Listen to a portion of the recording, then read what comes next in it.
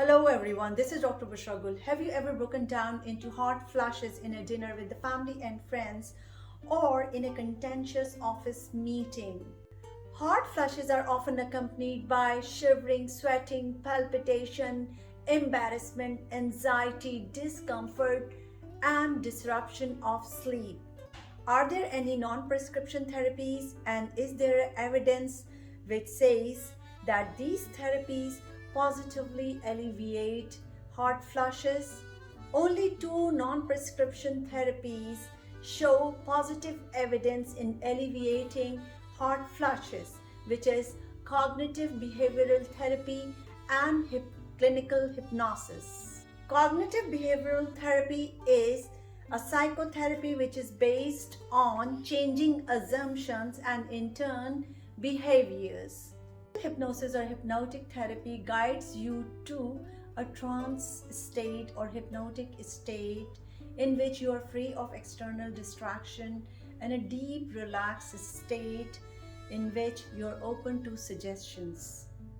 While other therapies like yoga, exercise, physical activity all don't show any evidence in alleviating hot flushes, while they do improve quality of life otherwise.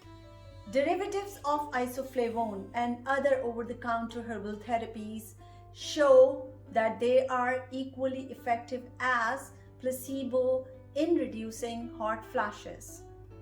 Acupuncture has failed to show any positive evidence in reducing hot flushes. What can you do to cool down?